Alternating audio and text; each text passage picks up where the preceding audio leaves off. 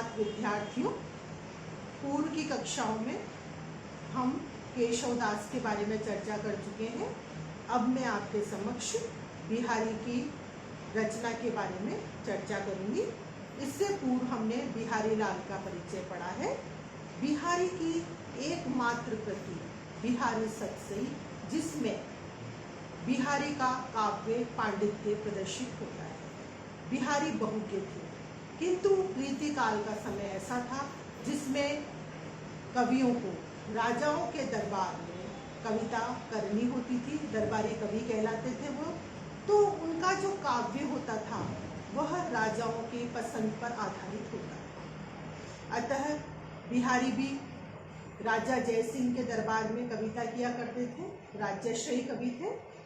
उन्होंने राज्याश्रय में कविता करते हुए एक कृति की रचना की जिसे बिहारी सतसई कहा जाता है। बिहारी सतसई के प्रारंभ में उन्होंने मंगलाचरण किया है। मंगलाचरण का पहला पद, पहला दोहा मैं आपके समक्ष रख रही हूँ। उसका संदर्भ, प्रसंग, व्याख्या, विशेष मैं आपको बतलाऊंगी। पहले मैं दोहे का वाचन कर रही हूँ। मेरी भव बाधा हो, राधा नागरी सोई, जा तन की झाई परे, शाम हरित दूती हो।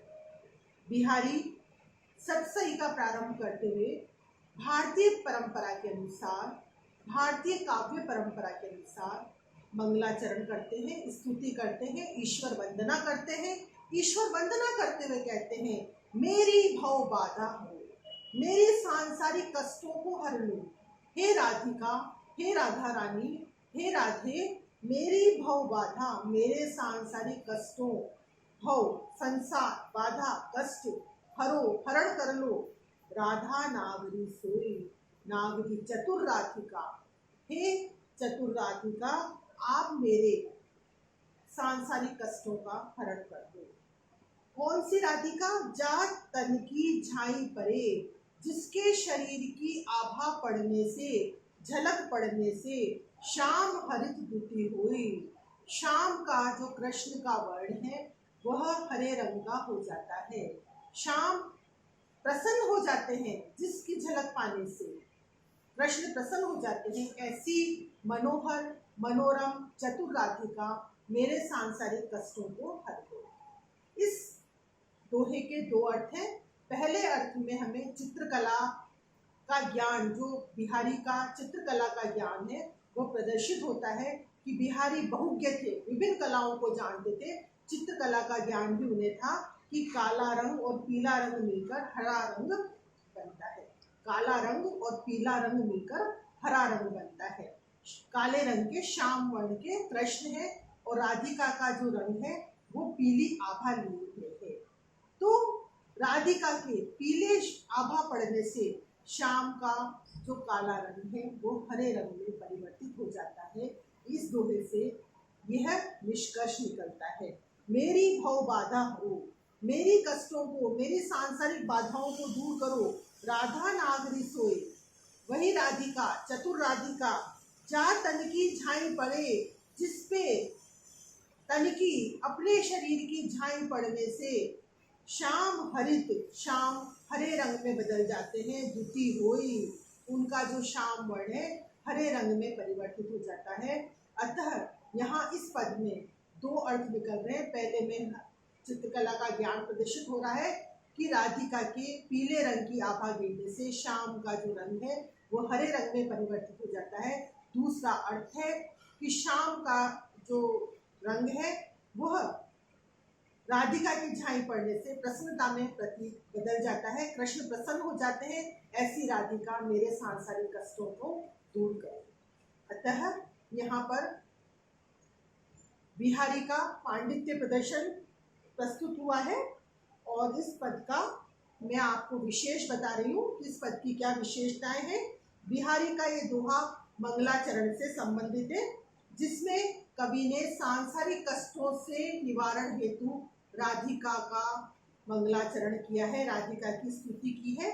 इस पद की भाषा ब्रज भाषा है और मैं इस बिहारी सतसई का दूसरा दोहा आपके समक्ष रख रही हूँ। जूती जोन में मिली गई, नेक न होती लखाई, सोंधे के डोरे लगी, अली चली संग जाई। यहाँ पर जो सखी है वह नायक से नायिका के रूप सौंदर्य का वर्णन कर रही है। इसका संदर्भ ये पद बिहारी सतसई से उद्धृत है। प्रसंग है इसका कि यहाँ पर नायक के सामने नायिका की सखी उसके रूप सौंदर्य का वर्णन कर रही है। उस रूप सौंदर्य का वर्णन बिहारी ने अपने पद में किया है। अब मैं इसका भावार्थ आपके समक्ष रखूंगी। पहले वाचन कर रही हूँ। जूती जोन में मिली गई, नेक न होती लखाई, सोंधे के डोरे लगी, अली चली संग जाए। युवती जो है सखी कह रही है नायक से कि जोन में मिली गई, इतनी सुंदर है कि वो चांद युवती में और चांदनी में, जोन का मतलब होता है चांदनी, ज्योत्सना, चंद्रमा की चांदनी, तो युवती में और चंद्रमा की चांदनी में, अर्थात पता नहीं चल रहा कि ये चांदनी है कि युवती है, दोनों मिल गई हैं। नेक न होती लखाई, उसकी आभा से युवती बिल्कुल भी नजर नहीं आ रही है। नेक जरा सी भी नहीं होती है लखाई, लखाई दिखाई, दिखाई न देना, नहीं दिखाई देती है। सोंधे के डोरे लगी, अली चली संग जाई। उसकी सुगंध जो है, नायिका की सुगंध, सोंधे सुगंध जो है, उस सुगंध से ही उसकी सखियां उसके पीछे पीछे चली जाती हैं, क्योंकि उसका जो शरीर है वो तो नजर ही नहीं आ रहा है चांदनी में मिलकर। अतः यहाँ पर जो युवती है अत्यधिक रूपवती है। इसमें कवि ने ये प्रदर्शित किया है। इस पद की विशेषताएं मैं आपको बता रही हूँ। पद की भाषा ब्रज भाषा है और अतिशयोक्तिपूर्ण वर्णन है युवती के सौंदर्य का। और जो इसका तीसरा दोहा है बिहारी सतसई का, बिहारी रत्नाकर से जो उद्धृत है, मैं वाचन कर रही हूँ। हो रीझी लखी रीझिए, छवि छबीले लाल, सोन जूही सी होत दुटी, मिलत मालती माल। यहाँ संदर्भ ये पद बिहारी सतसई से उद्धृत है। इसके रचनाकार बिहारी लाल है। प्रसंग कि यहाँ पर नायिका के सौंदर्य का वर्णन किया गया है। नायिका अत्यधिक रूपवती है। इसकी जो व्याख्या है वो मैं आपको कर रही हूँ। हो रीझी लखी रीझिए, छवि छबीले लाल, सोन जूही सी होत दुटी, मिलत मालती माल। हो रीझी, मैं रीझ गई हूँ। हो मैं, ब्रज भाषा में जो हो शब्द है वो मैं के लिए प्रयुक्त होता है। मैं रीझ गई हूँ। लखी देखकर, रीझियो आप भी रीझ जाओगे, मोहित हो जाओगे। छवि छबीले लाल, हे छबीले लाल, हे नायक, हे सुंदर नायक, आप भी इस नायिका की छवि देखकर रीझ जाओगे, उस पर मोहित हो जाओगे। सोन जूही सी होत दुती, मिलत मालती माल।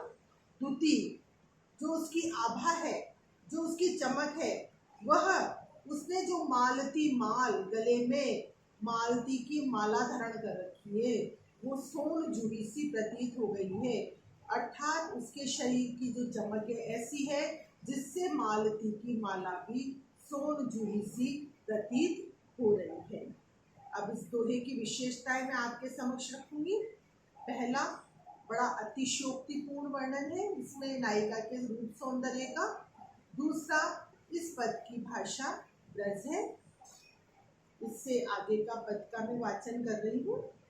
बह के सब जिए की कहत, ठोरु कुठोरु लखे न, छिन ओर से, ए छवि छाके ने।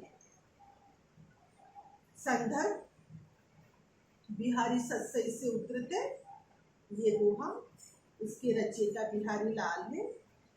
प्रसंग, इसमें नायिका अपनी जो दशा हो गई है प्रेम के वशीभूत, उस दशा का वर्णन कर रही है। इसमें उस दशा का वर्णन बिहारी ने किया है। अब मैं इसका भावार्थ व्याख्या आपके समक्ष रख रही हूँ। बह के सब जिए की कहत, ठोर कुठोरू लखे न, बहक गए हैं मेरे नेत्र। मेरा जो नेत्र है वो बहक गए हैं, मेरे वश में नहीं है। यहाँ पर नायिका कह रही है बहक गए हैं, अब मेरे वश में नहीं है। सब जिए की कहत, हृदय की बात को कह रहे हैं। ये नेत्र मेरे रोकने पे भी नहीं रुक रहे हैं, मेरे हृदय की बात को कह रहे हैं। यहाँ पर बिहारी कह रहे हैं कि नायिका नायक से कह रही है कि ये जो मेरे नेत्र हैं वो बहक गए हैं, मेरे वश के अंदर नहीं है। मेरे हृदय की बात को सब जग जाहिर कर रहे हैं। ठोर कुठोरू लखे ना, ये भी नहीं देख रहे कि ये स्थान कहने योग्य है या नहीं। ठोर कुठोरू, कौन सी जगह उचित है, कौन सी जगह उचित नहीं है, ये लखे नहीं देख रहे हैं।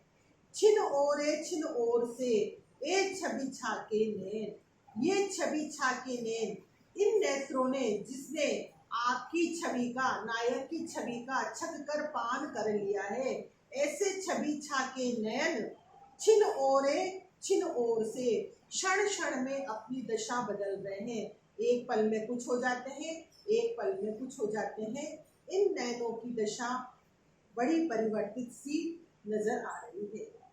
विशेषताएं, इस दोहे की विशेषताएं, अतिशयोक्तिपूर्ण वर्णन है, कायिक चेष्टाओं का बड़ा ही सुंदर चित्रण खींचा है। दोहे की भाषा ब्रज भाषा है। इससे आगे का पद पढ़ते हैं। अजो तरोना हो रहो, श्रुति सेवक एक रंग, नाक बास बेसरी लहो, बसी मुक्तन के संग। अजो तरोना हो रहो, यह बिहारी का बड़ा ही प्रसिद्ध दोहा है। इसमें आध्यात्म की झलक दिखाई देती है, कवि का पांडित्य प्रदर्शन नजर आता है। कवि ने श्लेष में अपनी बात कही है। बिहारी गागर में सागर भरने में प्रसिद्ध है। कहा भी गया है उनके लिए कि उनके जो मुक्तक है वो गागर में सागर है। बड़ी कल्पना की समाहार शक्ति उनके दोहों में वर्णित है। वही बात यहाँ पर हमें नजर आ रही है। अजो तरुण्या ही रहो, श्रुति सेवक एक रंग, नाक बास बेसरी लहो, बसी मुक्तन के संग। संदर्भ बिहारी सत्सई से उद्धृत है ये दोहा और इसके रचनाकार बिहारी लाल है। प्रसंग, इसमें कवि जो दशा होती है जीवन की विभिन्न दशाओं, आध्यात्म को यहाँ पर प्रदर्शित कर रहे हैं और प्रदर्शित करते हुए कहते हैं व्याख्या। अजो तरोना ही रहो, अभी तक भी कर्णफूल ही रहा, श्रुति सेवक एक रंग, कान का सत्संग करके, कान के संसर्ग में रहकर जो कर्णफूल था अभी तक भी कर्णफूल ही बना रहा। ये इसका शाब्दिक अर्थ है। नाक बास बेसरी लहो, बसी मुक्तन के संग।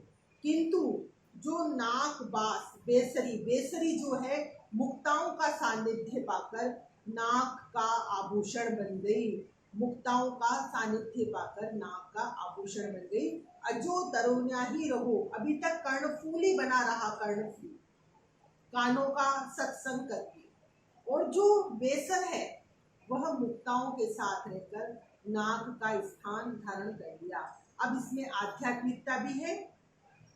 इसका जो दूसरा अर्थ है, अजो तरोन्या ही रहो, अभी तक नहीं तरा, श्रुति सेवक एक रंग, अजो तरोन्या ही रहो, श्रुति सेवक एक रंग, नाक बास बेसरी रहो, बसी मुक्तन के संग। जिसने मुक्ताओं का, अच्छी आत्माओं का संसर्ग किया वह तो नाक बास स्वर्ग में निवास कर गया, किंतु जिसने वेदों का अध्ययन नहीं किया,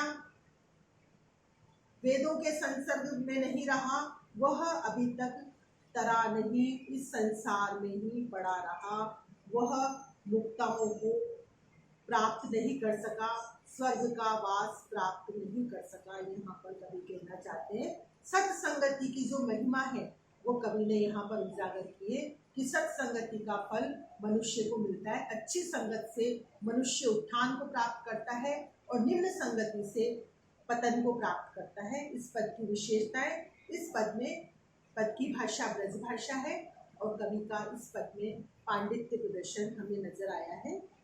बेधक अनियारे नयन बेधत करीन निषेधु बरबट बेधतु मोहियो तो नासा को बेधु।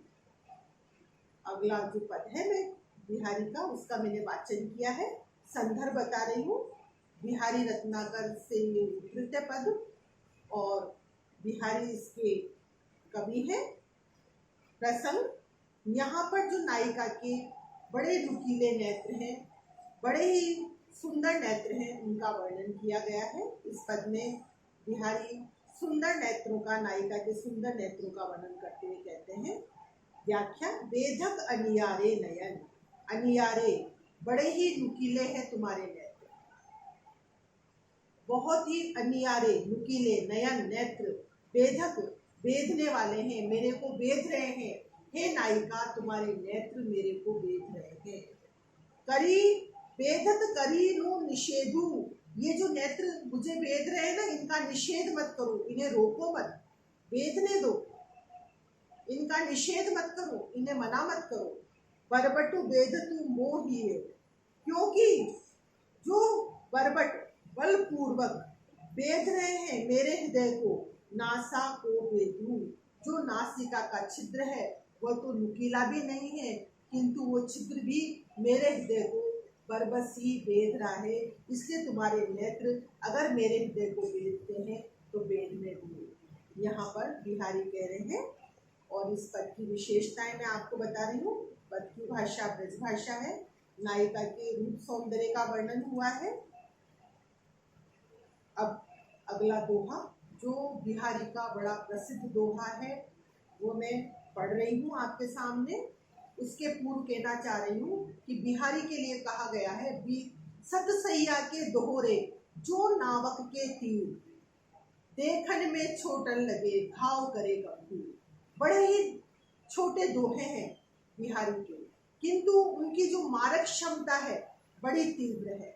वही तीव्र मारक क्षमता हमें इस दोहे में उजागर हो रही है। और वो दोहा मैंने उसका वाचन किया है। अब मैं संदर्भ बता रही हूँ दोहे का। बिहारी सत्सई से उद्धृत है, रचनाकार बिहारी लाल है। प्रसंग है, यहाँ पर नायक और नायिका आपस में प्रेमालाप कर रहे हैं, उसका वर्णन है। और व्याख्या में आपके समक्ष रख रही हूँ।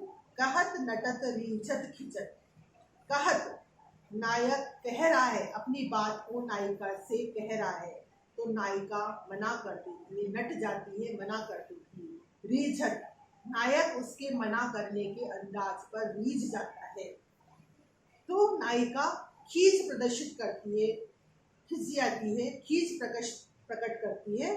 फिर दोनों के नेत्र मिलते हैं, मिलत खिलत लज्जियार, दोनों के नेत्र मिलते ही लज्जा पूर्वक दोनों मुस्कुराने लगते हैं, खिल जाते हैं उनके नेत्र, उनके जो चेहरे हैं वो मुस्कुरा उठते हैं।